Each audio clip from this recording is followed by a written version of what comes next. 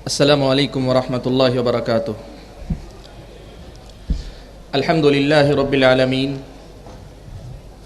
والصلاة والسلام علی اشرف الانبیاء والمرسلین وعلی آلہ واصحابہ اجمعین ومن تبعہم بإحسان الی یوم الدین، اما بعد فاعوذ باللہ من الشیطان الرجیم، بسم اللہ الرحمن الرحیم۔ یا ایہا الذین آمنوا اتقوا اللہ حق تقاتہ ولا تموتن الا وانتم مسلمون۔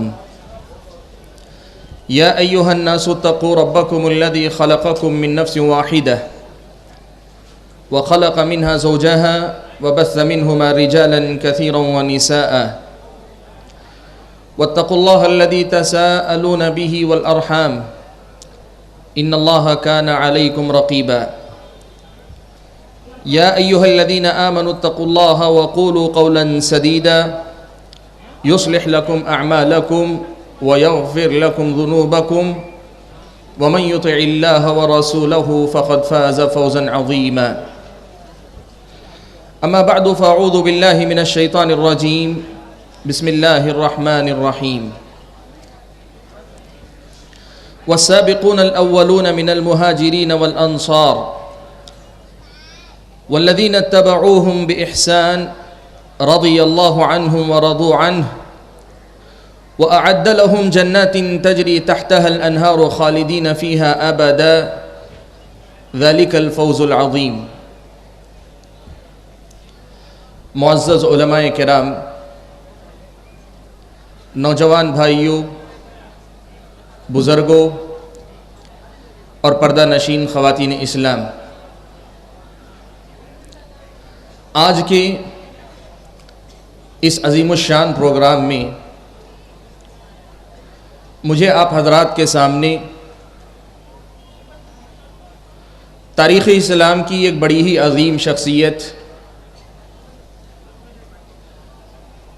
امت اسلامیہ کے بڑے بڑے جو علماء اور ائمہ گزرے ہیں ان میں سے ایک مثالی امام شافعی رحمۃ اللہ علیہ کا عقیدہ اور ان کا منہج کیا تھا، اس کو واضح کرنا ہے۔ مصر کے ایک عالم پچھلی صدی میں گزرے ہیں، علامہ احمد شاکر رحمۃ اللہ علیہ۔ علامہ احمد شاکر رحمۃ اللہ علیہ نے امام شافعی رحمۃ اللہ علیہ کا الرسالہ، ایک کتاب امام شافعی کی، اس کی تحقیق کی اور اس پر اپنا مقدمہ لکھا تو احمد شاکر نے اپنے تأثرات ان الفاظ میں لکھ کے کہا کہ شافعی کے فخر کے لیے یہ بات کافی ہے کہ وہ شافعی ہیں، اور میرے لیے یہ فخر کافی ہے کہ میں اس کتاب کو شائع کر کے امام شافعی رحمۃ اللہ علیہ کے علم کو امت تک پہنچا رہا۔ بھائیو، آج کی اس مجلس میں اس عنوان پر گفتگو کرتے ہوئے کہ امام شافعی رحمۃ اللہ علیہ کا عقیدہ کیا تھا، منہج کیا تھا، آج میرے اپنے احساسات بھی کچھ وہی ہیں جو امام احمد شاکر رحمۃ اللہ علیہ نے اپنے پچھلے الفاظ میں بیان فرمائے ہیں۔ میرے بھائیوں، یہ مسئلہ آپ کی نظروں سے اوجھل نہیں، اور جو احباب اس علاقے سے تعلق رکھتے ہیں ان کو پتہ ہے کہ امت مسلمہ کا ایک بڑا طبقہ ایسا ہے، ایک اچھی خاصی تعداد ایسی ہے جو خود کو امام شافعی رحمۃ اللہ علیہ کی مقلد، امام شافعی رحمۃ اللہ علیہ کا نام لیوا، ان کے علم کا وارث، ان کے عقیدے کا وارث، ان کے منہج کا وارث اور ان سے حقیقی معنوں میں نسبت رکھنے والا قرار دیتی ہے اور اس پر فخر بھی محسوس کرتی۔ اور آج کی اپنی یہ کانفرنس امام شافعی کے نام سے منسوب کر کے جب رکھی گئی، منعقد کی گئی، تو اس کا بنیادی مقصد یہی تھا کہ امام شافعی رحمۃ اللہ علیہ کا منہج اور ان کا عقیدہ کیا واقعی معنوں میں وہی ہے جو آج خود کو شوافے کہنے والے، خود کو امام شافعی رحمۃ اللہ علیہ کے عقیدے اور منہج کا وارث بتلانے والے لوگ اپنائے ہوئے ہیں۔ جو عقیدہ آج کے شوافے کے پاس پایا جاتا ہے، جو منہج چاہے وہ فروعات کے اندر، فقہی مسائل کے اندر ہو، یا پھر ایمان اور عقیدے کے بنیادی مسائل کے اندر آج شوافے کے پاس پایا جاتا ہے، کیا واقعی معنوں میں امام شافعی رحمۃ اللہ علیہ کا یہی عقیدہ تھا، یہی منہج تھا، یہی طریقہ تھا، یا پھر تاریخ اسلام کا مطالعہ کرنے والے کے سامنے امام شافعی رحمۃ اللہ علیہ کے منہج اور ان کے عقیدے سے متعلق کچھ اور حقیقتیں سامنے آتی ہیں؟ اسی پہلو کو مجھے آپ حضرات کے سامنے واضح کرنا ہے۔ میرے بھائیوں، میں بات کو آگے بڑھانے سے یہ بات کہنا چاہوں گا کہ امام شافعی رحمۃ اللہ علیہ، جن کا نام ابو عبداللہ محمد بن ادریس تھا، جن کی پیدائش سن 150 میں ہوئی غزہ فلسطین کے علاقے میں، اور وفات مصر کے اندر سن 204 ہجری کے اندر ہوئی، اور جنہوں نے الام، الرسالہ اور اختلاف الحدیث اس جیسی کئی کتابوں کی تصنیف کی، جن کی طرف علم اصول فقہ کی تاسیس اور علم اصول فقہ کی تدوین کا شہرہ ان کے سر باندھا جاتا ہے، یہ صحرا جن کے سر پہ باندھا جاتا ہے، وہ امام شافعی رحمۃ اللہ علیہ اس امت کے ایک جلیل القدر عالم تھے۔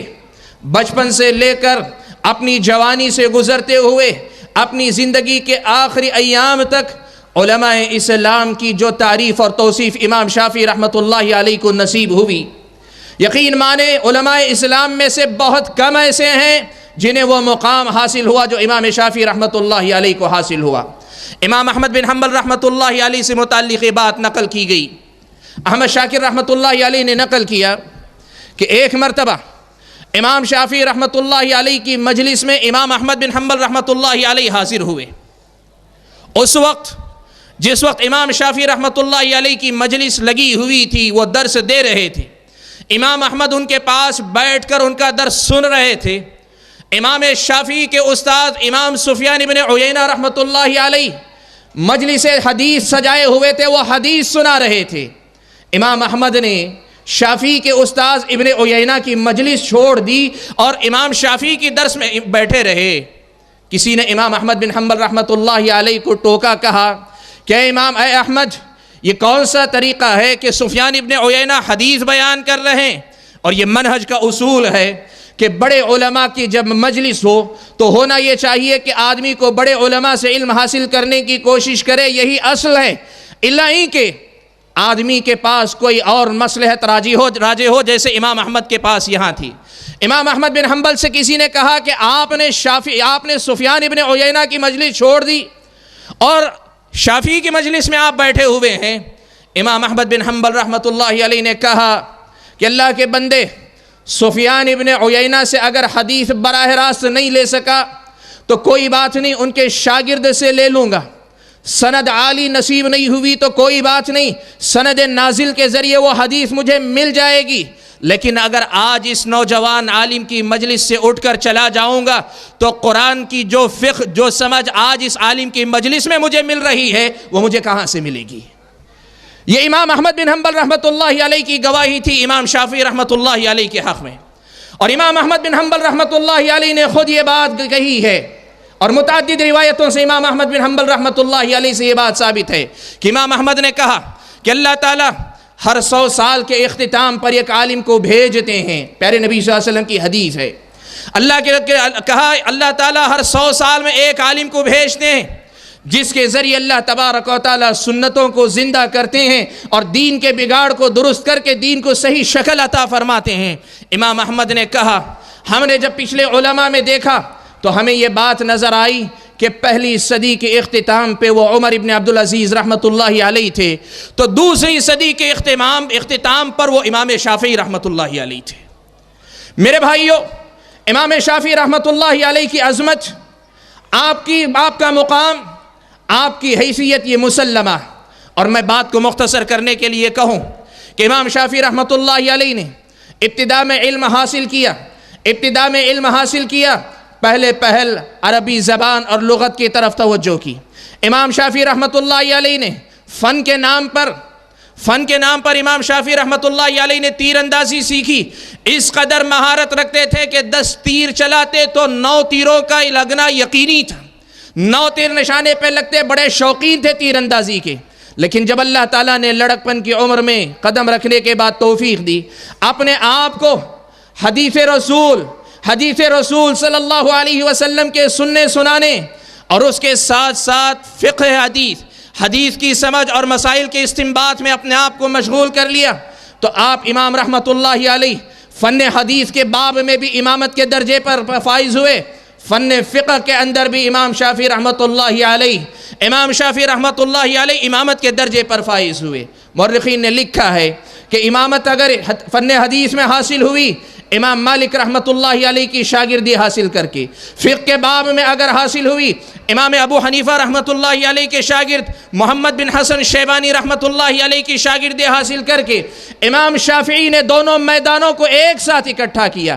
حدیث میں امام مالک جو مدینے کے عالم ہیں، عالم مدینہ ہیں، اور اس دور میں سنت کے امام اور سنت کا مرجع تھے، ان کی شاگردی اختیار کی، اور فقہ کے باب میں سارے علماء کے ساتھ ساتھ اہل الرائے کا جو مذہب تھا، اس مذہب کو بھی امام محمد بن حسن شیبانی کے پاس شاگردی اختیار کر کے قریب سے اس مذہب کو بھی دیکھا، اور دونوں مذاہب کو جمع کر کے اپنے آپ کو واقعی معنوں میں اس درجے پہ پہنچایا جہاں پہنچ کر ایک عالم جب کسی مسئلے پہ گفتگو کرتا ہے تو پوری واقفیت کے ساتھ اور پوری گہری نظر کے ساتھ گفتگو کیا کرتا ہے۔ امام شافعی رحمۃ اللہ علیہ کے مقام و مرتبے پر مجھے زیادہ تفصیلی گفتگو نہیں کرنی، میں صرف یہ پہلو آپ کے سامنے لانا چاہتا ہوں کہ جہاں تک امام شافعی کی شخصیت کا معاملہ ہے، ان کے اپنے علمی مقام و مرتبے کی بات ہے، ان کے درجے اور حیثیت کی بات ہے، اس میں کوئی دو رائے نہیں ہے کہ امام شافعی رحمۃ اللہ علیہ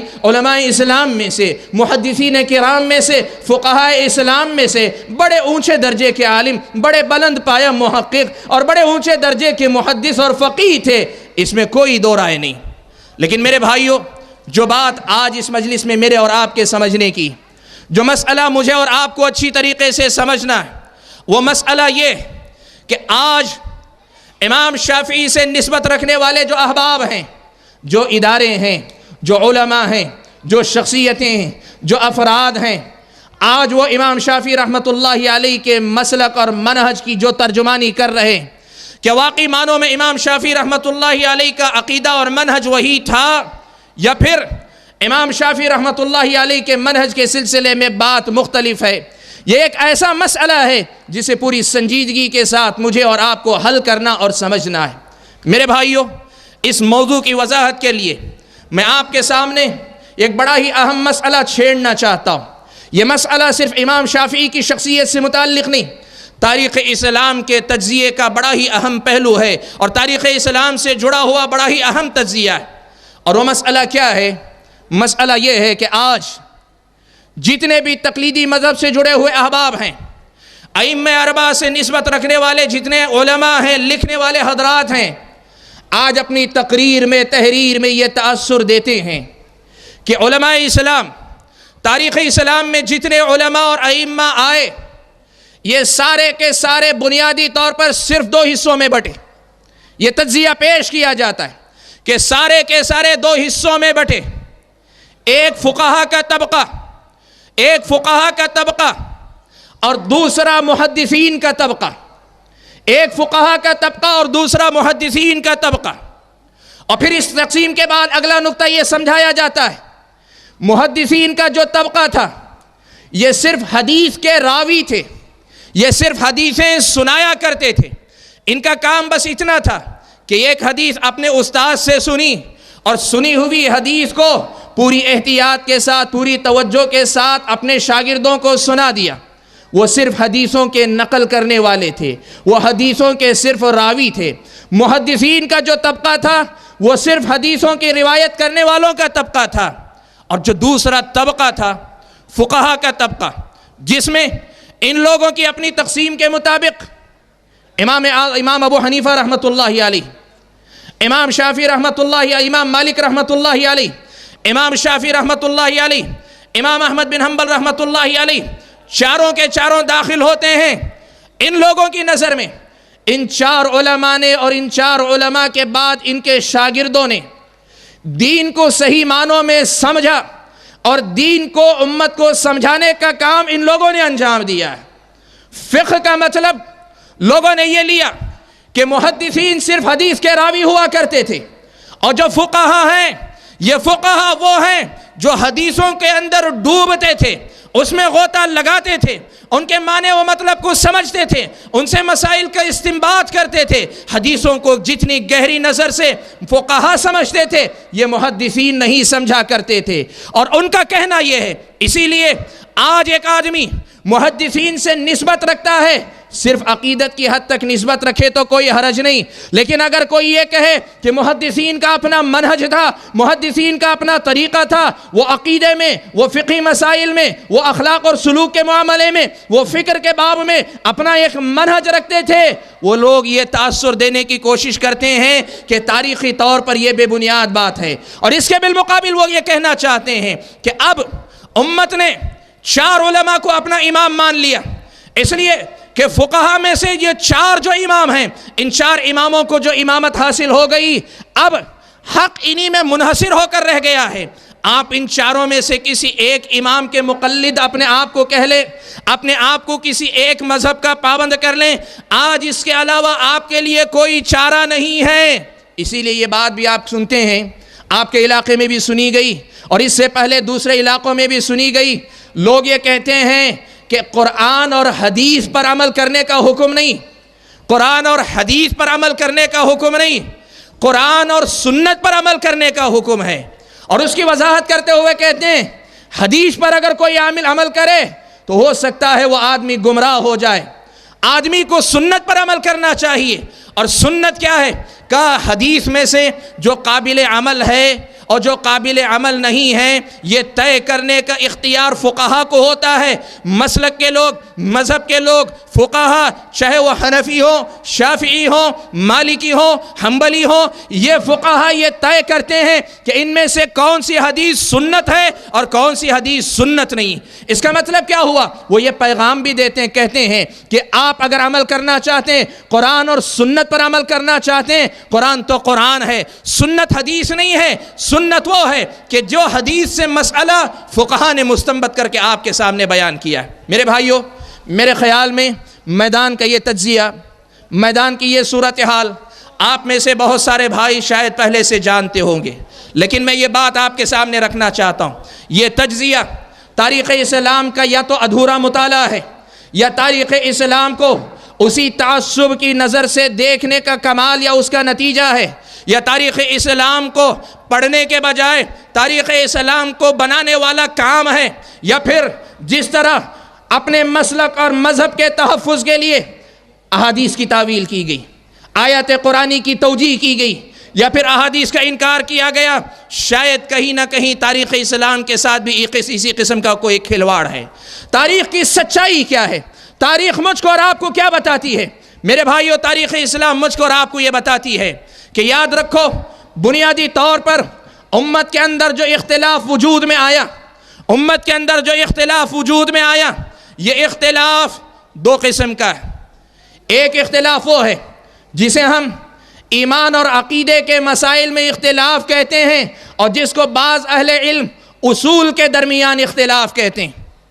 ایک اختلاف کا باب وہ ہے جسے ایمان اور عقیدے کے مسائل، منہج کے مسائل ہم کہتے ہیں۔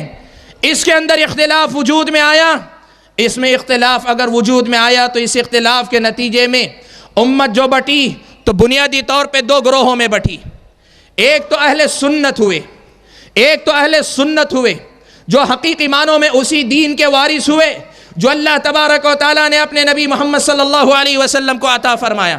اللہ کے نبی صلی اللہ علیہ وسلم کے بعد صحابہ کے بعد تابعین، تبع تابعین، جس منہج کے، جس عقیدے کے، جس ایمان کے حامل ہوئے، یہ اہل سنت ہوئے۔ اور ان کے مقابلے میں کسی مسئلے میں کوئی امت کے الگ الگ گروہ وجود میں آتے گئے۔ ان میں خوارج گمراہ فرقہ ہے، اہل سنت سے کٹ کر وجود میں آئے۔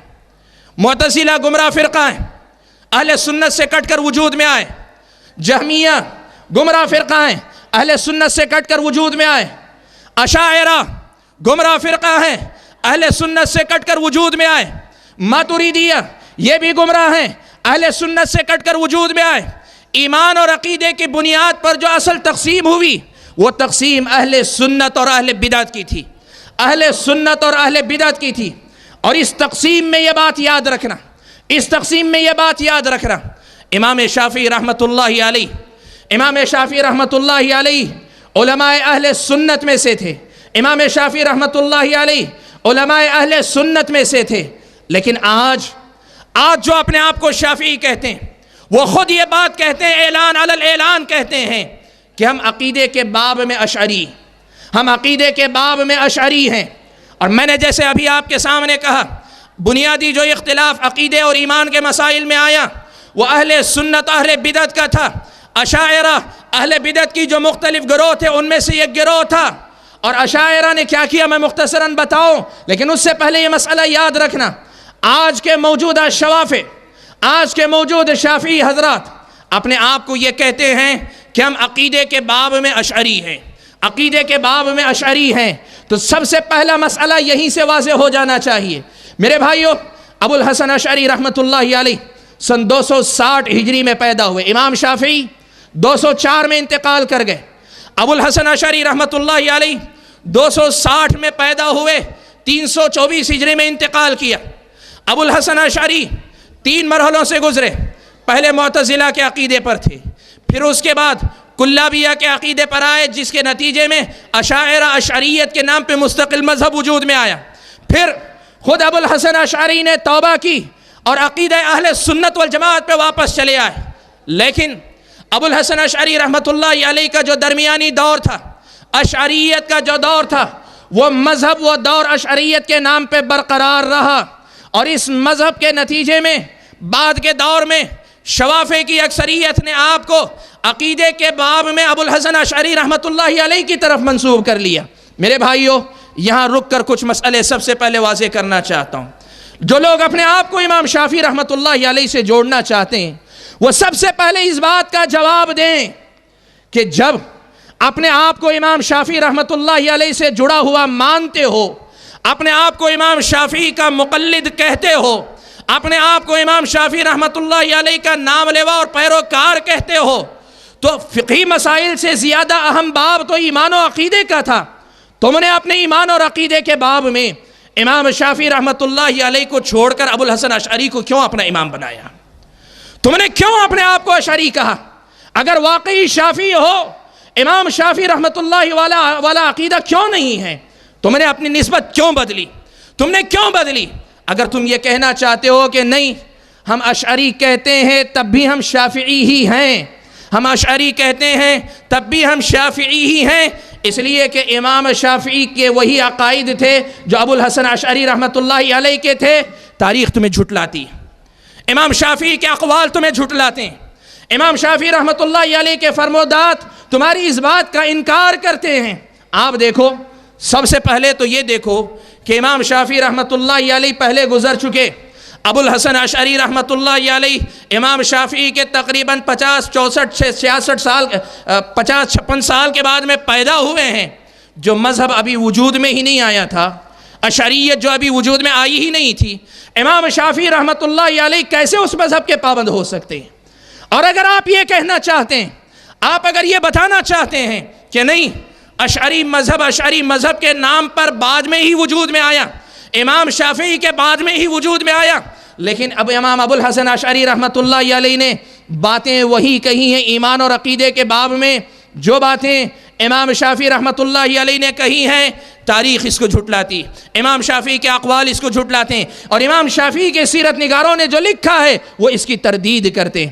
آپ دیکھو امام شافعی رحمۃ اللہ علیہ کے پاس ایمان کی تعریف تھی، وہ کہا کرتے تھے الایمان قول و عمل یزید و ینقص، کہا کرتے تھے ایمان میں قول اور عمل دونوں کے دونوں داخل ہیں، ایمان کے اندر دونوں کے دونوں داخل ہیں، یزید و ینقص، ایمان گھٹتا بھی ہے بڑھتا بھی ہے۔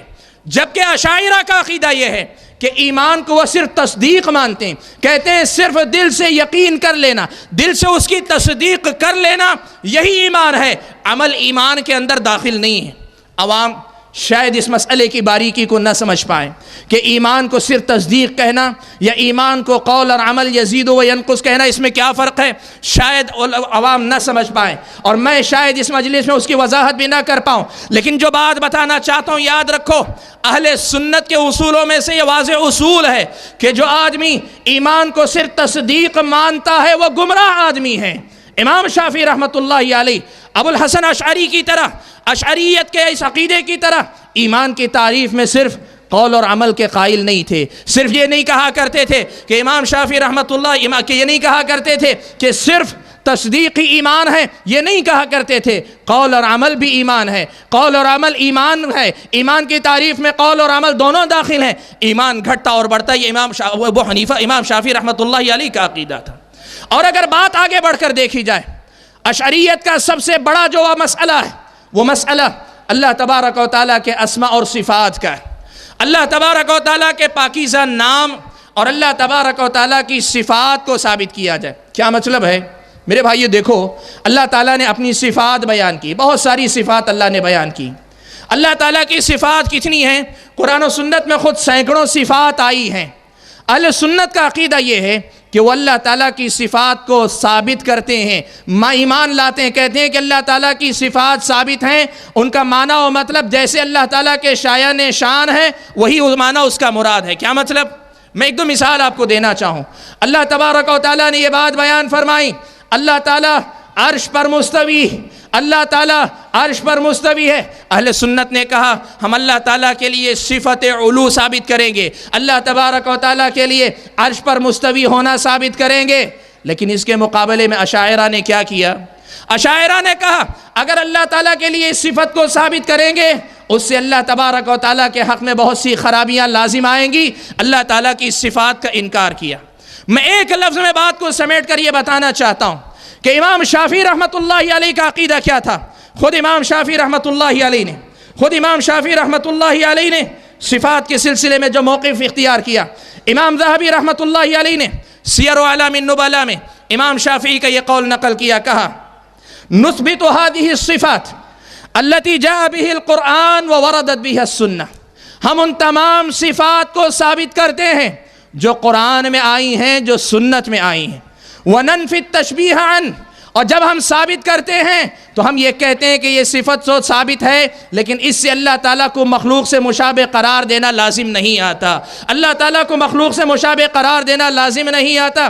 وَنَنْفِ التَّشْبِيهَ عَنْ كَمَا نَفَى عَنْ نَفْسِهِ، جیسے اللہ تعالیٰ نے خود اپنے نفس سے نفی کی کہا لَيْسَ كَمِثْلِهِ شَيْءٌ۔ یہ ایک بڑا نازک مسئلہ ہے، اہل سنت کے پاس اللہ تعالیٰ کی تمام صفات کو ثابت کیا جاتا ہے، اور اشاعرہ کے پاس مسئلہ یہ ہے کہ سوائے 7 صفات کے، سینکڑوں صفات میں سے سوائے 7 صفات کے تمام صفات کا وہ انکار کرتے ہیں اور ان کی تعویل کر لیتے ہیں، صفات کا جو حقیقی معنی ہے اس معنی کا انکار کرتے ہیں اور اس کا معنی بدل کر اللہ تبارک و تعالیٰ کے لیے ثابت کرتے ہیں۔ بطور مثال کہوں، اللہ تبارک و تعالیٰ کی ایک صفت ہے محبت کرنا، ان اللہ یحب المحسنین، اللہ تعالیٰ اپنے بندوں سے محبت کرتے ہیں۔ امام شافعی کا عقیدہ یہ ہے کہ اللہ تعالیٰ محبت کرتے ہیں کا مطلب یہ کہ اللہ تعالیٰ محبت کرتے ہیں، اور اشاعرہ کا عقیدہ یہ ہے کہ اللہ تعالیٰ کے لیے یہ کہنا کہ اللہ محبت کرتے ہیں یہ اللہ تعالیٰ کے اندر کمزوری لاتا ہے۔ کیسے لاتا ہے؟ کہا اس سے معلوم یہ ہوتا ہے کہ جیسے آدمی کے اندر کسی سے متاثر ہو کر محبت کرنے کی انفعالی کیفیت پیدا ہوتی، ایک رد عمل کی کیفیت پیدا ہوتی ہے، اللہ تعالیٰ کے اندر بھی گویا یہ انفعالی کیفیت لازم آئے گی۔ اس لیے ہم کہتے ہیں محبت کرنے سے مراد محبت کرنا نہیں، اللہ تعالیٰ محبت نہیں کرتے، اس کا معنی یہ ہے کہ اللہ تعالیٰ اپنے بندوں کو ثواب دینے کا ارادہ کرتے ہیں۔ میرے بھائیو، میرے پاس وقت نہیں کہ میں تفصیل میں جا سکوں، ایک لفظ بتانا چاہتا ہوں کہ صفات کے باب میں امام شافعی رحمۃ اللہ علیہ کا عقیدہ صفات کو ثابت کرنے کا ہے، اور اشاعرہ کا عقیدہ سوائے 7 صفات کے بقیہ تمام صفات کے انکار کا ہے۔ تو بتائیں کہ امام شافعی رحمۃ اللہ علیہ کے عقیدے اور منہج سے کس قدر اختلاف یہاں پایا جاتا ہے۔ اور میرے بھائیو، شوافع میں سے بعض وہ ہیں جو کرامات کے موضوع کو لے کر، کرامات کے موضوع کو لے کر امام شافعی رحمۃ اللہ علیہ سے نسبت رکھتے ہوئے شرکیات اور بدعات کو بھی رواج دے دیتے ہیں۔ کسی آدمی سے کرامت سرزد ہو گئی، اس کو اپنا پیر مان لیا، اس کو اپنا فقیر مان لیا، اس کو اپنا امام مان لیا، سب کچھ اسے اپنا مان لیا۔ یہ شوافے کا آج یا شوافے کی ایک بڑی تعداد کا طریقہ ہے۔ کرامات کو لے کر بہت سارے اپنے بزرگوں کے ساتھ بدعیہ اور شرکیہ قسم کے اعمال کو جائز مانتے ہیں۔ امام شافعی رحمۃ اللہ علیہ کا منہج کیا تھا؟ امام شافعی رحمۃ اللہ علیہ سے متعلق ایک بڑا ہی مشہور خود امام ذہبی نے اور امام شافعی کی سیرت نگاروں نے کئی ایک لوگوں نے نقل کیا کہ لیث ابن سعد کا یہ قول امام شافعی کے پاس امام کے شاگردوں نے نقل کیا، کہا کہ لیث ابن سعد کہتے ہیں کہ اگر تم کسی آدمی کو پانی پر چلتے ہوئے دیکھو، کسی آدمی کو تم پانی پر چلتے ہوئے دیکھو تو تم اس آدمی کو سچا نہ جانو، اس آدمی کو اچھا نہ جانو، یہاں تک کہ تم یہ دیکھ لو کہ واقعی معنوں میں وہ کتاب و سنت کا پابند ہے کہ نہیں۔ امام شافعی رحمۃ اللہ علیہ نے یہ جملہ سنا، امام شافعی رحمۃ اللہ علیہ نے یہ جملہ سنا تو امام شافعی رحمۃ اللہ علیہ نے کہا لیث ابن سعد نے ادھوری بات کہی، میں یہ کہتا ہوں کہ اگر تم کسی آدمی کو پانی پر چلتے ہوئے دیکھو یا ہواؤں میں اڑتا ہوا بھی دیکھ لو، اس آدمی کو سچا مت جانو، اس آدمی کی تصدیق کر کے اس کے پیچھے نہ جاؤ، یہاں تک کہ یہ دیکھ لو کہ کیا عملاً وہ آدمی حقیقت میں کتاب و سنت کے مطابق ہے کہ نہیں، اس کا ایمان و عقیدہ، اس کی رائے، اس کا مذہب کتاب و سنت کی تعلیمات کے مطابق ہے کہ نہیں۔ میرے بھائیوں، معلوم یہ ہوا کہ شوافے میں سے وہ حضرات جو کرامات کے موضوع کو لے کر بزرگوں کے، مزاروں کے، آستانوں کے اور پتہ نہیں کس کس کے دیوانے ہیں اور ان کے سامنے بدعیہ اور شرکیہ اعمال انجام دیتے ہیں، وہ بھی امام شافعی رحمۃ اللہ علیہ کے نام سے ہو سکتا ہے وابستگی رکھیں، ان کے منہج سے کسی قسم کی وابستگی وہ لوگ نہیں رکھتے۔ یہ امام شافعی رحمۃ اللہ علیہ کا جملہ میرے اور آپ کے سامنے اس حقیقت کو واضح کرتا ہے۔ میرے بھائیوں، اللہ تبارک و تعالیٰ کی صفات میں سے یہ ایک صفت ہے اللہ تعالیٰ کی صفت کلام۔ اللہ تعالیٰ کی ایک صفت ہے صفت کلام۔ قرآن مجید اللہ تعالیٰ کے کلام کا حصہ ہے، اللہ تعالیٰ کے کلام کا حصہ ہے، اللہ تبارک و تعالیٰ کی بات ہے، اس وجہ سے یہ اللہ تعالیٰ کی صفت ہے، یہ مخلوق نہیں۔ رب خالق ہے، ہمیشہ سے ہے، صفات اللہ تبارک و تعالیٰ کی وہ بھی مخلوق نہیں ہے۔ اس لیے معتزلہ نے جو عقیدہ دیا دنیا کو کہ قرآن مخلوق ہے، اللہ تعالیٰ کا جو قرآن ہے وہ مخلوق ہے، اس سے اللہ تبارک و تعالیٰ کی شان میں گستاخی لازم آتی تھی۔ شوافے جو اپنے آپ کو امام شافعی کا مقلد مانتے ہیں، معتزلہ کے اس عقیدے کی اس طرح نفی نہ کر سکے جس طرح اہل سنت والجماعت نے نفی کی۔ شوافے اس طریقے سے صفت کلام کو ثابت نہ کر سکے جس طرح اہل سنت والجماعت نے ثابت کی، یا اور واضح الفاظ میں کہہ سکوں، اللہ تعالیٰ کی صفت کلام کے سلسلے میں، اللہ تعالیٰ کی صفت کلام کے سلسلے میں امام شافعی رحمۃ اللہ علیہ دو ٹوک موقف رکھتے تھے، صاف الفاظ میں کہتے تھے کہ یہ اللہ تعالیٰ کا کلام ہے، یہ اللہ تبارک و تعالیٰ کا کلام ہے۔ ایک آدمی نے بحث کی، آ کر کہنے لگا اللہ تعالیٰ اکیلے تھے، اللہ تعالیٰ کے ساتھ اس کی صفات کو ثابت کریں گے تو اس سے اللہ تعالیٰ کے ساتھ ایک اور ذات کا بھی قدم یا قدیم ہونا لازم آئے گا۔ امام شافعی رحمۃ اللہ علیہ نے اس آدمی کو مخاطب کر کے کہا، وہ اللہ کے بندے، قرآن مجید کی آیت کریمہ پڑھتے ہو کہ نہیں؟ وَإِنْ أَحَدٌ مِّنَ الْمُشْرِكِينَ اسْتَجَارَكَ فَأَجِرْهُ حَتَّى يَسْمَعَ كَلَامَ اللَّهِ ثُمَّ أَبْلِغْهُ مَأْمَنَهُ۔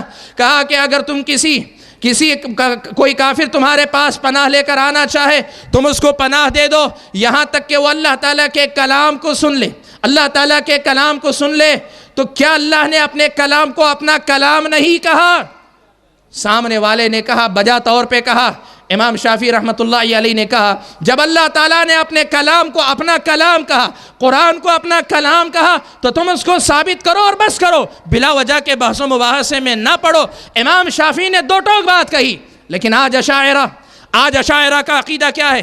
اشعریوں کا عقیدہ کیا ہے؟ قرآن کے سلسلے میں یا پھر اللہ تبارک و تعالیٰ کی صفت کلام کے سلسلے میں ان کا عقیدہ یہ ہے کہ اللہ تبارک و تعالیٰ کی بات سے مراد اللہ تبارک و تعالیٰ کے یہ الفاظ، یہ قرآن کی جو عبارتیں، یہ جو الفاظ ہیں، یہ اللہ کی عبارتیں نہیں۔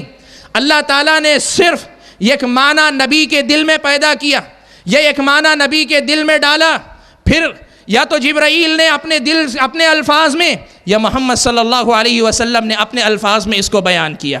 میرے بھائیوں، میں نے کوشش یہ کی کہ یہ بنیادی نقطہ آپ کے سامنے واضح کر سکوں کہ دیکھو امام شافعی رحمۃ اللہ علیہ سے وابستگی رکھنے والے سب سے پہلے اس مسئلے کو حل کریں کہ آج اصول کے باب میں ایمان اور عقیدے کے تفصیلی مباحث کے سلسلے میں امام شافعی رحمۃ اللہ علیہ کا جو منہج تھا اس منہج کی طرف لوٹ کر آئے. اور ہمارا یہ صاف اعلان ہے کہ امام شافعی رحمۃ اللہ علیہ ایمان اور عقیدے کی تفصیلات میں، ایمان اور عقیدے کی باریکیوں میں، ایمان کے مسائل میں اس عقیدے پر تھے جو عقیدہ اہل السنہ والجماعہ کا تھا، اس عقیدے پر تھے جو عقیدہ اس طائفے کا تھا جس طائفے کو طائفہ منصورہ کہا گیا.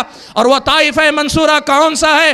سلف صالحین نے کہا، سلف صالحین میں سے متعدد نے کہا ان لم یکونوا اصحاب الحدیث فلا ادری من ہم، اگر وہ طائفہ وہ جماعت اصحاب الحدیث نہیں تھے، محدثین نہیں تھے، تو میں نہیں جانتا کہ کون ہیں. کیا مطلب ہوا میرے بھائی؟ یہ دو ٹوک بات اور 1 منٹ میں صرف خلاصہ اس نقطے کا آپ کے سامنے پیش کروں. سب سے پہلے یہ بات یاد رکھنا، اصول کے باب میں جو اختلاف ہوا، اہل سنت والجماعت ایک اکیلا حق پر قائم گروہ تھا، اور اس گروہ کے وارث اگر ہوئے وہ محدثین کرام کی جماعت تھی، وہ محدثین کرام کی جماعت تھی، وہی اس عقیدے کے حامل تھے. اور جب ہم محدث کہتے ہیں تو یہ جو تقسیم میں نے شروع میں بیان کی، فقہاء الگ محدثین الگ، اس تقسیم کے مطابق نہیں. میں اگلے نقطے میں وضاحت کروں گا جب ہم محدث کہتے ہیں تو کون مراد ہیں. محدثین کرام اس منہج کے وارث تھے، اور امام شافعی رحمۃ اللہ علیہ اصول کے باب میں اہل الحدیث کے منہج پر قائم تھے.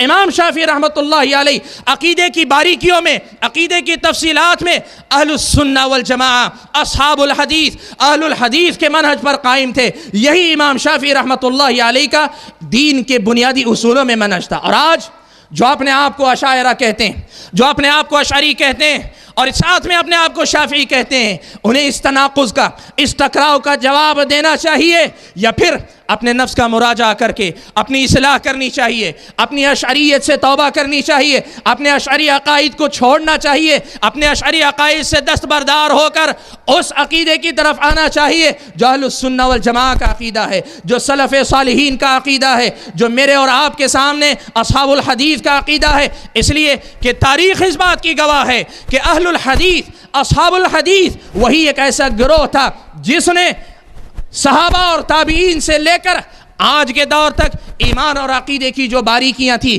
اس میں جو صحیح منہج پر تھا اس پر برقراری اختیار کی، اس پر استقرار دکھایا، اس پر جمے رہے اور اس پر ثابت قدم رہنے کا اظہار انہوں نے کیا. میرے بھائیوں، موضوع کا یہ پہلا حصہ تھا کہ موجودہ دور کے جو شوافے ہیں وہ اپنے آپ کو اشعری مانتے ہیں ایمان اور عقیدے میں، تب پھر امام شافعی سے کون سی نسبت ہے؟ اور امام شافعی سے اگر نسبت ہے تب پھر ایمان اور عقیدے میں اور بنیادی مسائل کے باب میں اس منہج کو اپنا لو جو منہج امام شافعی رحمۃ اللہ علیہ کا تھا. اور ہم یہ صاف کہتے ہیں امام شافعی کا منہج الگ تھا، اشاعرہ کا منہج الگ تھا. امام شافعی اشعری نہیں تھے، اور ابو الحسن اشعری رحمۃ اللہ علیہ کا درمیانی دور جو بعد میں جا کر اشعریت کے نام سے جانا گیا، وہ امام شافعی رحمۃ اللہ علیہ کے اصول میں، عقیدے کے مسائل میں ان کے راستے سے موافقت نہیں رکھتا تھا. میرے بھائیوں، چونکہ اذان کا وقت ہوا ہے، میں یہاں اپنے موضوع کو روکتا ہوں، پھر اس کے بعد موضوع کے اگلے حصے کو آپ کے سامنے واضح کرتا ہوں. میری درخواست ہے جو بھائی اذان دینا چاہتے ہیں اذان دے دیں. حضرات گرامی، امام شافعی رحمۃ اللہ علیہ آپ کا عقیدہ اور آپ کا منہج، اس موضوع پہ گفتگو کرتے ہوئے میں نے حقیقت میں آپ کے سامنے صرف ایک بنیادی نقطہ واضح کیا ہے، اور وہ بنیادی نقطہ یہ ہے کہ امام شافعی رحمۃ اللہ علیہ عقیدے کے باب میں اصحاب الحدیث کے منہج پر قائم تھے.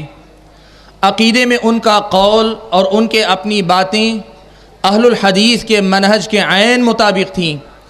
ان کے مقابلے میں آج کے جو شوافے اپنے آپ کو امام ابو الحسن اشعری رحمۃ اللہ علیہ کی طرف منسوب کرتے ہیں، ان کے اپنے اقوال امام شافعی کے منہج سے ہٹے ہوئے ہیں.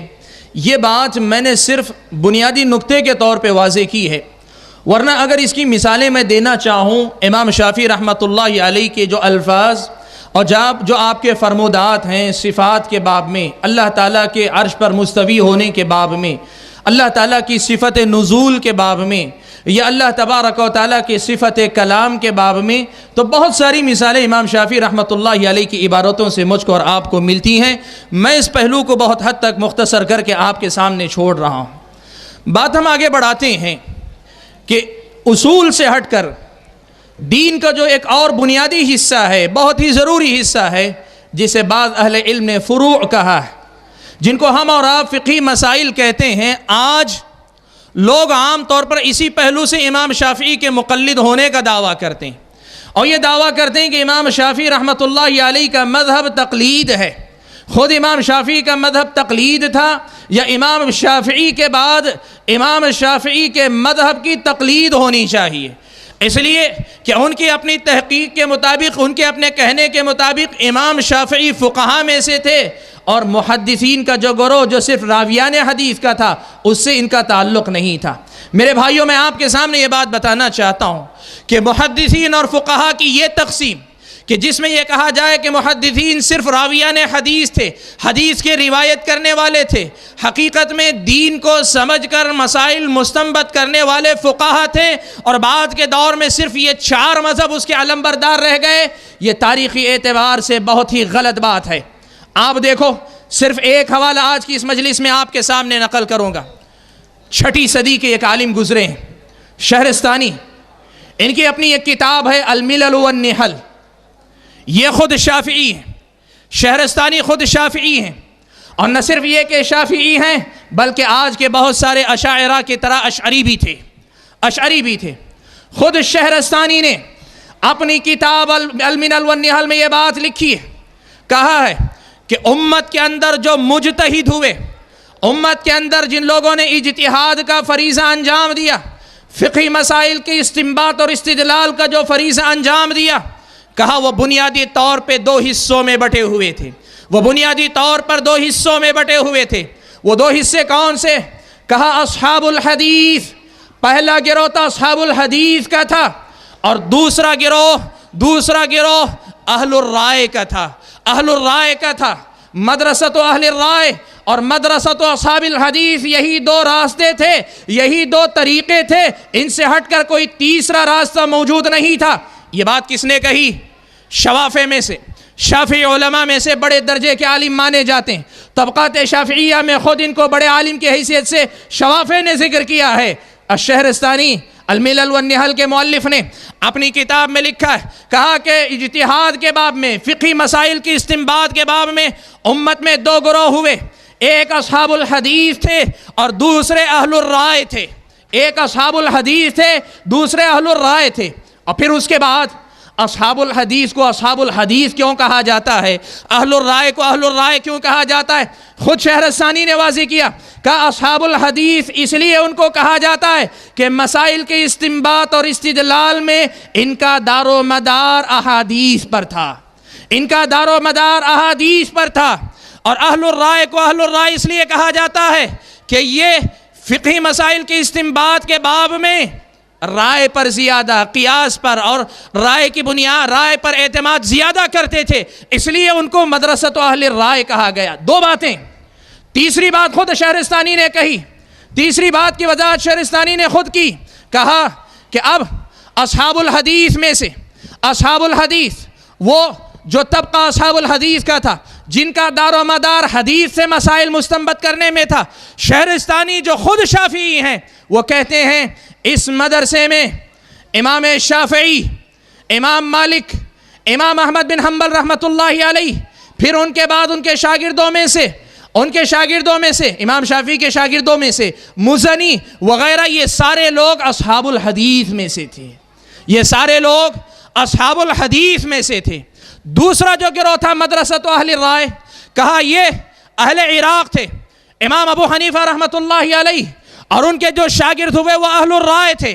میرے بھائیوں، معلوم یہ ہوا کہ شہرستانی جو خود شافعی ہیں ان کے پاس یہ تقسیم نہیں ہے کہ تقسیم مقلد کی غیر مقلد کی ہے، تقسیم فقہا اور محدثین کی ہے. تقسیم وہ ہے کہ اسی مذہب کی تقلید ہونی چاہیے. جو فقہا ہیں صرف وہی استنباط استدلال کرتے تھے، جو محدث تھے وہ صرف حدیث روایت کرتے تھے. یہ تمہارے اپنے دماغ کی ایجاد ہے. شہرستانی کا یہ کہنا ہے کہ جو اصحاب الحدیث تھے وہ حدیث پہ دار و مدار رکھتے تھے اور مسائل کا استنباط اور استدلال احادیث سے کیا کرتے تھے، اور اس میں امام شافعی رحمۃ اللہ علیہ کو شہرستانی نے شامل کیا۔ اس کا مطلب کیا ہوا؟ مسائل سے استنباط کرنا جو اہل الحدیث کا منہج ہے، یہ منہج اصحاب الحدیث کا منہج تھا، اور یہ منہج صرف اصحاب الحدیث سے مراد راویان حدیث کا نہیں، یہ ان لوگوں کا منہج ہے جو حدیث روایت بھی کرتے ہیں اور حدیث سے مسائل مستنبط بھی کیا کرتے ہیں۔ اور یہ بھی پتہ چلا کہ امام شافعی رحمۃ اللہ علیہ اہل الحدیث میں سے تھے، اصحاب الحدیث میں سے تھے۔ یہ بات کس نے کہی؟ خود ملل والنحل میں شہرستانی نے کہی، اور یہ بات صرف اقوال اور صرف حوالوں سے نہیں، علامہ ابن قیم رحمۃ اللہ علیہ نے خود امام شافعی رحمۃ اللہ علیہ سے ان کے اپنے کچھ جملے نقل فرمائے۔ وہ جملے میں آپ کے سامنے پڑھ کر سناؤں، آپ کے سامنے وضاحت کروں، آپ کو پتہ چلے کہ امام شافعی رحمۃ اللہ علیہ کا منہج کیا تھا۔ حضرت ابن قیم رحمۃ اللہ علیہ نے اجتماع الجیوش الاسلامیہ اپنی اس کتاب میں امام شافعی رحمۃ اللہ علیہ کے یہ جملے نقل فرمائے، کہتے ہیں القول فی السنة التي انا عليها ورأيت اصحابنا عليها اهل الحديث الذين رأيتهم واخذت عنهم مثل سفيان ومالك وغيرهما الاقرار بشهادة ان لا اله الا الله وان محمد رسول الله وان الله تعالى على عرشه في سمائه يقرب من خلقه كيف شاء وان الله تعالى ينزل الى السماء الدنيا كيف شاء۔ کیا مطلب ہے؟ آپ سنو، امام شافعی کے الفاظ ہیں، علامہ ابن قیم نے اجتماع الجیوش الاسلامیہ میں نقل کیا، کہتے ہیں القول فی السنہ، اس سنت کی وضاحت کے سلسلے میں ہمارا قول، وہ سنت التی انا علیہا، جس سنت پر میں قائم ہوں، ورأیت اصحابنا علیہا، اور میں نے جس سنت پر اپنے اصحاب کو دیکھا، جس سنت پر میں نے اپنے اصحاب کو دیکھا۔ کون ہمارے اصحاب ہیں؟ اہل الحدیث، اہل الحدیث۔ امام شافعی خود فرما رہے ہیں اصحابنا علیہا اہل الحدیث، ہمارے وہ اصحاب جن کو ہم نے اس طریقے پہ پایا وہ اہل الحدیث ہیں۔ الذین رأیتہم، جن کو ہم نے دیکھا، واخذت عنہم، اور جن سے ہم نے لیا ہے، جیسے سفیان ہیں، مالک ہیں، اور ان کے علاوہ دوسرے ہیں، وہی ہماری سنت ہے، وہی ہمارا طریقہ ہے۔ معلوم کیا ہوا؟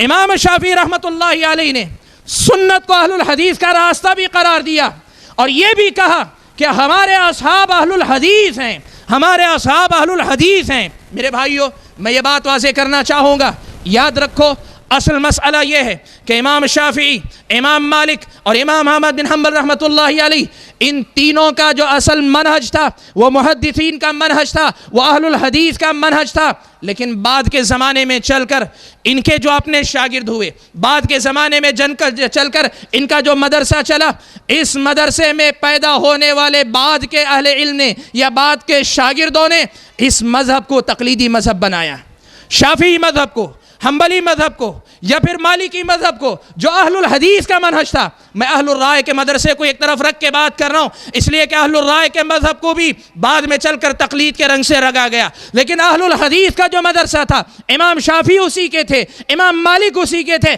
امام احمد بن حنبل اسی کے تھے۔ بعد کے زمانے میں کچھ شاگردوں نے اس کے اندر تقلید کا رنگ بھرا، چوتھی صدی کے آدھے پوری طریقے سے ان مذاہب کو تقلید کا رنگ دے دیا گیا، ورنہ ان تینوں امام کا مذہب اہل الحدیث کا منہج تھا، اسی منہج پہ وہ چلا کرتے تھے۔ میں کچھ مثالیں آپ کے سامنے دینا چاہوں گا۔ دیکھو، امام شافعی کے فرمودات خود گواہ ہیں، آپ کے ملفوظات گواہ ہیں، آپ کے الفاظ گواہ ہیں، آپ کے کلمات گواہ ہیں کہ امام شافعی اسی مذہب کے مبلغ تھے، اسی طریقے کے مبلغ تھے، اسی منہج کے ترجمان تھے جو منہج اہل الحدیث کا تھا اور جو اہل الحدیث کا ہے۔ امام شافعی رحمۃ اللہ علیہ نے ایک مرتبہ ایک حدیث سنائی، کسی آدمی نے ان سے پوچھا، یہ سارے آثار جو میں نقل کر رہا ہوں امام ذہبی نے سیر اعلام النبلاء میں امام شافعی کے ترجمے میں نقل کی، ان کی سیرت بیان کرتے ہوئے نقل کی، یہ سارے اقوال تقریباً اسی میں، اور ان کے ساتھ ان میں سے بعض اقوال امام بیہقی نے مناقب الشافعی، امام شافعی کے مناقب لکھے تو اس میں امام بیہقی نے نقل کیے۔ پہلا اثر، امام شافعی نے ایک حدیث سنائی، کسی آدمی نے پوچھا، کسی نے پوچھا کہ امام آپ نے حدیث تو سنائی، کہ آپ اسی حدیث کے مطابق فتویٰ بھی دیتے ہیں کیا اسی حدیث کے مطابق فتویٰ بھی دیتے ہیں؟ امام شافعی رحمۃ اللہ علیہ نے یہ بات کہا متى رويت عن رسول الله صلى الله عليه وسلم حديثا صحيحا ولم آخذ به فأشهدكم أن عقلي قد ذهب. جب میں تمہارے سامنے کوئی صحیح حدیث بیان کروں اور پھر اس کے مطابق فتویٰ نہ دوں تو تم میرے بارے میں سمجھ لینا کہ میری عقل ماری گئی ہے. تم میرے بارے میں سمجھ لینا کہ میری عقل ماری گئی ہے. بات امام کی نہیں، امام کے اپنے منہج کی ہے. امام نے کیا کہا؟ حدیثیں صحیح سناؤ اور اس کے مطابق فتویٰ نہ دوں تو سمجھ لینا میری عقل ماری گئی ہے. یہ کس کا منہج ہے؟ یہ شوافع کا تقلیدی مذہب ہے، یہ اہل الحدیث کا اتباع والا منہج ہے. امام شافعی رحمۃ اللہ علیہ کا ایک اور اثر سنو. امام شافعی رحمۃ اللہ علیہ سے حمیدی کہتے ہیں کہ امام شافعی رحمۃ اللہ علیہ نے ایک حدیث روایت کی. کسی نے پوچھا اتاخذ بہ، اے امام کیا اس حدیث کو آپ لیتے ہیں؟ اس حدیث کے مطابق فتویٰ بھی دیتے ہیں؟ امام شافعی رحمۃ اللہ علیہ نے اس سے پوچھا اے اللہ کے بندے، تم نے مجھے کب کسی گرجا سے نکلتے ہوئے دیکھا ہے؟ گرجا گھر عیسائیوں کی عبادت گاہ. کہا اللہ کے بندے تم نے کب مجھے کسی گرجا سے نکلتے ہوئے دیکھا ہے؟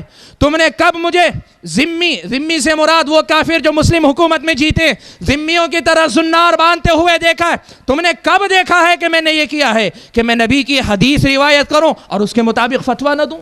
میں نبی کی حدیث روایت کروں اس کے مطابق فتویٰ نہ دوں؟ یہ کیسے ہو سکتا ہے؟ امام شافعی رحمۃ اللہ علیہ نے یہ بات بھی بیان کی. اور امام ابو ثور جو امام شافعی کے شاگرد ہیں، انہوں نے امام شافعی سے نقل کیا، کہا کل حدیث عن النبی صلی اللہ علیہ وسلم فہو قولی، ہر وہ حدیث جو اللہ کے نبی صلی اللہ علیہ وسلم سے آ جائے، اللہ کے نبی صلی اللہ علیہ وسلم سے ثابت ہو جائے، فہو قولی، میرا وہی قول ہے، میرا وہی قول ہے. وَإِن لَّمْ تَسْمَعُوهُ مِنِّي، اگرچہ وہ قول تم نے مجھ سے سنا نہ ہو، تم نے صرف حدیث سنی ہے، میرا کوئی قول اس کے مطابق نہیں ملا. تم یہ نہ کہنا کہ امام شافعی کا یہ منہج نہیں، یہ عقیدہ نہیں، یہ مسلک نہیں. کہا حدیث اللہ کے نبی سے آ گئی، سمجھ لینا میرا وہی قول ہے، میرا وہی قول ہے. یہ امام شافعی رحمۃ اللہ علیہ نے کہا. اور امام شافعی رحمۃ اللہ علیہ نے یہ بات بھی کہی، ایو سماء تظلنی وایو ارض تقلنی اذا رویت عن رسول اللہ صلی اللہ علیہ وسلم حدیثا فلم اقل بہ.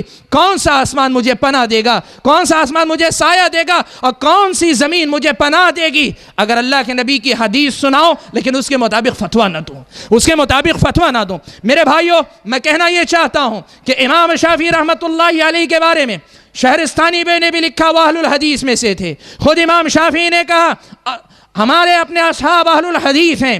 اور خود امام شافعی رحمۃ اللہ علیہ کے فرمودات سے یہ بات واضح ہوئی کہ امام شافعی رحمۃ اللہ علیہ کا منہج اور امام شافعی رحمۃ اللہ علیہ کا جو عقیدہ اور منہج تھا، جو طریقہ تھا، وہ اہل الحدیث کا منہج تھا. میرے بھائیوں، میرے پاس وقت زیادہ نہیں ہے کہ میں آپ کے سامنے بڑی تفصیل کے ساتھ گفتگو کر سکوں. پیغام جو میں دینا چاہتا ہوں وہ یہ کہ امام شافعی رحمۃ اللہ علیہ یہ یقین مانیں کہ امام شافعی رحمۃ اللہ علیہ عقیدے کے باب میں ہو یا منہج کے باب میں ہو، وہ اہل الحدیث کے منہج پر قائم تھے. ان کا منہج اور ان کا عقیدہ اہل الحدیث کا منہج تھا. شوافع اگر اپنے آپ کو شافعی کہتے ہیں تو وہ اپنے آپ کو اس منہج پر لے آئے. میرے بھائیوں، یہاں دو چار باتوں کی وضاحت آپ کے سامنے کرنا چاہوں گا. کچھ بھائیوں نے یہ سمجھا کہ کل تک اہل حدیث یہ کہتے تھے، کل تک اہل الحدیث یہ کہتے تھے کہ ہمارے امام صرف اللہ کے نبی صلی اللہ علیہ وسلم، ہمارے امام صرف اللہ کے نبی کے علاوہ کوئی امام نہیں.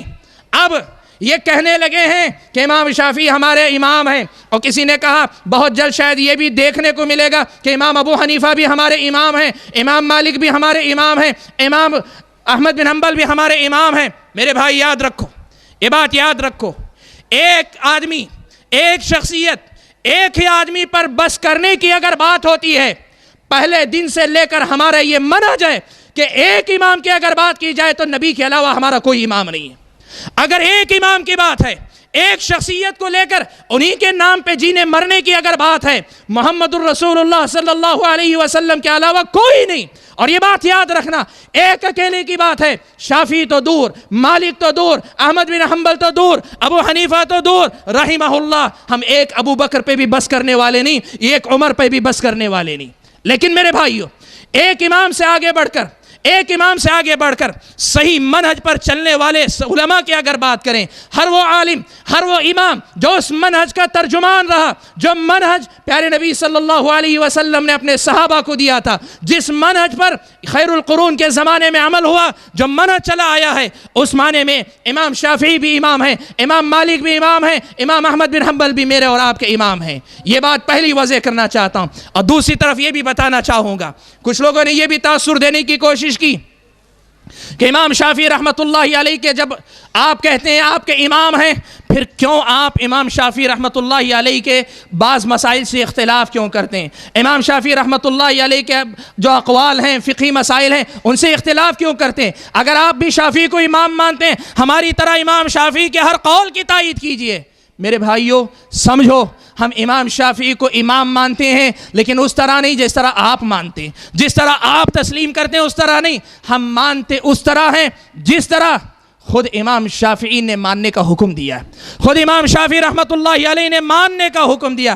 امام شافعی رحمۃ اللہ علیہ کا یہ اثر آپ سبھی جانتے ہیں، اذا صح الحدیث فهو مذہبی واذا صح الحدیث فاضربوا بقول الحائط، جب حدیث صحیح ہو جائے وہی میرا منہج ہے، اور جب حدیث صحیح ہو جائے میرے قول کو دیوار پہ دے مارو۔ ہم اس طرح امام شافعی رحمۃ اللہ علیہ کو مانتے ہیں۔ میرے بھائیوں یہ مسئلہ یاد رکھنا، وقت نہیں میرے پاس کہ آپ کے سامنے مثالیں دوں، لیکن ایک مثال ضرور دینا چاہوں گا۔ دیکھو، ہم امام شافعی رحمۃ اللہ علیہ کو اہل الحدیث میں سے مانتے، ان کے اقوال کے مطابق 20 مسائل ہمارے پاس موجود ہیں، لیکن وہیں یہ ہمارا منہج ہے، یہ ہمارا طریقہ ہے۔ امام مالک رحمۃ اللہ علیہ نے کہا تھا کل یؤخذ من قوله ويرد عليه الا صاحب هذا القبر، ہر آدمی سے، ہر عالم سے اس کی بات لی بھی جا سکتی ہے، چھوڑی بھی جا سکتی ہے، سوائے اس قبر والے کے۔ امام شافعی کے بارے میں بھی ہمارا موقف وہی ہے، ہمارا انداز وہی ہے، اور ہمارا ماننا یہ ہے کہ خود امام شافعی کا یہی منہج تھا۔ میں آپ کو بتاؤں، امام شافعی رحمۃ اللہ علیہ امام مالک کے شاگرد، امام شافعی امام مالک کے شاگرد ہیں۔ مصر میں جب امام شافعی رحمۃ اللہ علیہ منتقل ہوئے، امام شافعی رحمۃ اللہ علیہ امام مالک کے شاگردوں کے ساتھ مناظرہ کیا کرتے تھے، اور مناظرے کا موضوع پتہ ہے کیا ہے؟ مناظرے کا موضوع یہ ہوا کرتا تھا کہ امام مالک کے بہت سارے شاگرد امام مالک کی تقلید کی طرف دعوت دیتے تھے، اور امام شافعی رحمۃ اللہ علیہ امام مالک کے مقلدوں کے خلاف مناظرہ کیا کرتے تھے۔ میرے بھائیوں یہ امام شافعی کا منہج یہ تھا۔ میں مثال دے کر بتانا چاہوں گا کہ ہم امام شافعی کو کیوں ان کے ہر بات کو نہیں لیتے۔ دیکھو، آپ جانتے ہیں عورت کو اگر کوئی مرد چھو لے، کوئی مرد کسی عورت کو چھو لے، تو کیا اس کے چھونے سے آدمی کا وضو ٹوٹ جاتا ہے؟ آدمی کا وضو ختم ہو جاتا ہے؟ ایک مسئلہ ہے۔ امام ابو حنیفہ رحمۃ اللہ علیہ کا قول یہ ہے کہ صرف چھو لینے سے وضو نہیں ٹوٹتا، عورت کو صرف چھو لینے سے وضو نہیں ٹوٹتا۔ اور امام شافعی رحمۃ اللہ علیہ کا قول یہ ہے کہ اگر کوئی آدمی اسے چھو لے، عورت کو چھو لے، تو اس آدمی کا وضو ٹوٹ جاتا ہے۔ اب ہم نے مسئلے کی تحقیق کی امام شافعی کے منہج پہ چل کے، امام شافعی کے منہج پہ چل کر تحقیق کی، ہمیں حدیث ملی کہ اللہ کے نبی صلی اللہ علیہ وسلم سے ماں عائشہ روایت کرتی ہیں کہ اللہ کے نبی صلی اللہ علیہ وسلم اپنے بعض ازواج مطہرات کا بوسہ لیا کرتے، بوسہ لے کر ویسے ہی نماز کو نکل جایا کرتے اور وضو نہیں کرتے تھے۔ راوی حدیث کہتے ہیں ہم نے حضرت عائشہ سے پوچھا اے ام المؤمنین، وہ خوش قسمت بیوی آپ کے علاوہ کون ہو سکتی ہے؟ ام المؤمنین ہنسنے لگی، مسکرانے لگی۔ مسئلہ معلوم کیا ہوا؟ حدیث ہمیں ملی نبی نے اپنے ازواج میں سے کسی کا بوسہ لیا اور اس کے بعد نماز کے لیے تشریف لے گئے۔ پتہ یہ چلا کہ عورت کے صرف چھو لینے سے وضو نہیں ٹوٹتا، نبی کی حدیث ملی۔ اور امام شافعی نے کہا جب تم نبی کی حدیث ملی تو تم سمجھ لینا وہی میرا قول ہے۔ ہم نے امام شافعی کے اس قول کو لیا، اور تم نے کیا کیا؟ تم نے یہ کیا کہ نبی کی حدیث کو بھی چھوڑا اور امام شافعی کی اس ہدایت کو بھی چھوڑا، اور اسی پہ اصرار کرتے رہے کہ نہیں، امام شافعی کی بات غلط نہیں ہو سکتی۔ اور معاف کرنا میرے پاس وقت نہیں، لیکن میں سنانا چاہوں گا اس مسئلے کو۔ جامعہ اسلامیہ مدینہ منورہ میں ہم جب پڑھ رہے تھے تو فقہ کے ہمارے استاذ نے جب یہ مسئلہ پڑھایا تو ہمارے سامنے یہ بات نقل کی کہ اب احناف اور شوافع کے درمیان لے دے کا سلسلہ جاری، یہ ان کی دلیل کا جواب دے رہے ہیں، یہ ان کی دلیل کا جواب دے رہے ہیں، یہ ان کی دلیل کا جواب دے رہے ہیں، یہ سلسلہ جاری۔ شوافع نے، احناف نے ایک اور حدیث سے استدلال کیا۔ حدیث کیا تھی؟ مائی عائشہ صدیقہ رضی اللہ تعالیٰ عنہ بیان فرماتی ہیں کہ اللہ کے نبی صلی اللہ علیہ وسلم نماز پڑھ رہے تھے گھر کے اندر، میں آپ کے سامنے اپنے پیر لمبے کر کے لیٹی ہوئی تھی، جب آپ کو سجدے میں جانا ہوتا آپ اپنے ہاتھ سے مجھے ٹوکا لگاتے، آپ مجھے چھوتے، میں اپنے پیر سمیٹ لیتی، آپ سجدہ فرماتے، سجدے سے اللہ کے نبی صلی اللہ علیہ وسلم پھر جب اٹھ کھڑے ہوتے میں اپنے پیر لمبے کر لیتی۔ علماء احناف نے استدلال کرتے ہوئے کہا کہ اس حدیث سے معلوم یہ ہوا کہ صرف چھونے سے وضو نہیں ٹوٹتا، اس لیے کہ اگر صرف چھونے سے وضو ٹوٹ جاتا تب پھر اللہ کے نبی صلی اللہ علیہ وسلم جیسے ہی حضرت عائشہ کو چھوتے وضو ٹوٹ جاتا، ختم ہو جاتا، لیکن اللہ کے نبی نے عائشہ کو چھوا بھی، نماز مکمل بھی کی، اور اللہ کے نبی صلی اللہ علیہ وسلم کا وضو ختم نہیں ہوا۔ شوافے کے لیے دلیل کا جواب بڑا مشکل تھا، جو جوابات شوافے نے دیے ان میں سے ایک جواب میرے استاد نے نقل کیا تھا۔ کہا شوافے نے یہ جواب دیا، کہا کہ اصل میں اللہ کے نبی صلی اللہ علیہ وسلم نے حضرت عائشہ کو اپنے پورے ہاتھ سے نہیں چھوا تھا، اللہ کے نبی صلی اللہ علیہ وسلم نے اپنے ناخن سے چھوا تھا، اپنے ناخن سے چھوا تھا، اور چونکہ ناخن میں جان نہیں ہوتی اس لیے اس سے وضو نہیں ٹوٹتا ہے۔ اور میرے بھائیوں، ہمارا اصل مطالبہ تم سے یہی ہے، ہم تم سے چاہتے یہ ہیں کہ یہ تعویلات چھوڑو، یہ بیجا قسم کی توجیہات چھوڑو۔ امام شافعی نے کہا حدیث اگر اللہ کے نبی کی ملتی ہے وہی میرا قول ہے، اور صرف یہ حدیث ہی نہیں، امام شافعی کا یہ کہنا، میری اس بات کو سمجھنا، ایک تو مسلمان ہو تو نبی کی بات کو مقدم رکھو، یہ تو فرض ہے ہی۔ امام شافعی نے کہا اگر حدیث مل جائے تو وہی میرا قول ہے، وہی میرا قول ہے۔ تم امام شافعی کے قول کو چھوڑ کے حدیث کو اپنا لو گے تب بھی شافعی رہو گے، تب بھی امام شافعی کے منہج پر رہو گے، لیکن اگر تم نے اصرار کیا، اس قسم کی تعلیلات اور توجیہات کرتے رہے تو اس کا مطلب یہ ہوا کہ تم نے ابھی امام شافعی رحمۃ اللہ علیہ کے منہج کو نہیں سمجھا ہے۔ میرے بھائیوں، بات بہت دور تک جائے گی اگر تفصیلات ذکر کرنا چاہیں۔ یقین مانیں آج کی اس خطاب میں جتنی باتیں میں آپ کے سامنے رکھنا چاہ رہا تھا، حقیقت میں اتنی ساری باتیں میں نہیں رکھ سکا، لیکن میں نے جو کوشش کی وہ بنیادی نقطہ آپ کے سامنے واضح کرنا چاہا کہ امام شافعی رحمۃ اللہ علیہ کا منہج کیا تھا، عقیدے میں ہو یا فقہی مسائل میں۔ اور آج جب ہم یہ کہتے ہیں کہ امام شافعی رحمۃ اللہ علیہ ہمارے امام تھے تو اس کا مطلب تقلید نہیں، اس کا مطلب یہ ہے کہ امام شافعی اصحاب الحدیث میں سے تھے، اور اصحاب الحدیث حدیث کے راوی بھی تھے، حدیث کے فقیہ بھی تھے، اور اسی طریقے سے ایمان اور عقیدے کے صحیح وارث بھی تھے، اور یوں کہیے صحیح اسلام کے ترجمان زمانہ قدیم میں بھی تھے اور آج بھی ہیں، اور انشاءاللہ مستقبل میں بھی قیامت تک یہ لوگ اسی پہ برقرار رہیں گے۔ میں اللہ تعالیٰ سے دعا کرتا ہوں کہ اللہ تعالیٰ امام شافعی رحمۃ اللہ علیہ کے ایمان اور عقیدے اور ان کے منہج سے متعلق جو ٹوٹی پھوٹی گفتگو میں نے آپ کے سامنے کی ہے اس کو آپ کو سمجھنے کی توفیق عطا فرمائے، اور اللہ تعالیٰ صحیح معنوں میں ان ائمہ کی سچی محبت اور صحیح منہج پر قائم محبت اللہ تعالیٰ ہم سب کو نصیب فرمائے۔ اللہ تبارک و تعالیٰ مجھ کو اور آپ کو ان ائمہ کو نبی کی سنت تک پہنچنے کا ذریعہ بنانے کی توفیق عطا فرمائے اور ان کی خاطر سنت کی تعویل کرنے سے بچائے، آمین۔ میرے بھائیوں، ایک بڑا اہم مسئلہ رہ گیا، میرے خیال میں اس مسئلے کو ذکر کرنا بہت ضروری ہے۔ میں نے گفتگو کے درمیان یہ مسئلہ بھی چھیڑا تھا کہ بہت سارے لوگوں نے کہا حدیث پہ عمل کرنے سے گمراہ ہو جاؤ گے، عمل حدیث پہ نہیں سنت پہ کرنا چاہیے۔ میں آپ کے سامنے یہ بات بتانا چاہوں گا کہ اہل الحدیث کا یا خود امام شافعی کا منہج یہ ہے کہ امام شافعی یہ کہتے ہیں حدیث صحیح ہو گئی تو وہی سنت ہے، حدیث صحیح ہو گئی وہی سنت ہے، مزید اس کی ضرورت نہیں کہ کسی عالم کا فتویٰ اس کے مطابق ملے، چھ جائے کہ کسی مذہب کی مہر اس پر لگے۔ صرف دو حوالے نقل کر کے میں اپنی بات ختم کروں۔ امام شافعی رحمۃ اللہ علیہ سے امام ذہبی نے سیر اعلام النبلاء میں یہ بات نقل کی ہے، کہتے ہیں کہ امام شافعی رحمۃ اللہ علیہ نے کہا الاصل قرآن او سنہ، دین کی اصل یا تو قرآن ہے یا سنت ہے، فَإِن لَمْ يَكُنْ، اگر سنت نہ رہے یا قرآن نہ رہے، فَقِيَاسٌ عَلَيْهِمَا، قرآن اور سنت نہ ہونے کی صورت میں ان پر قیاس کیا جائے گا۔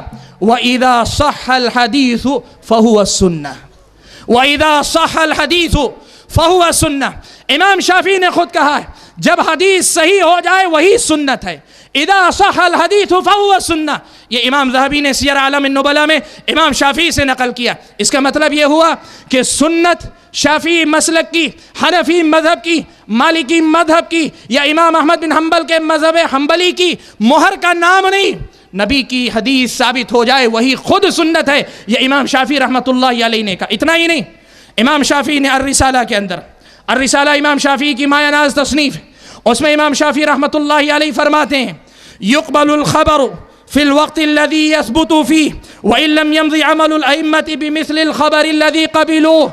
کہا خبر یعنی حدیث اگر ثابت ہو جائے تو اس حدیث کو فوراً لے لیا جائے گا، اگرچہ اس حدیث کی موافقت میں، مطابقت میں کسی عالم کا، علماء کا قول ہم کو نہ ملے.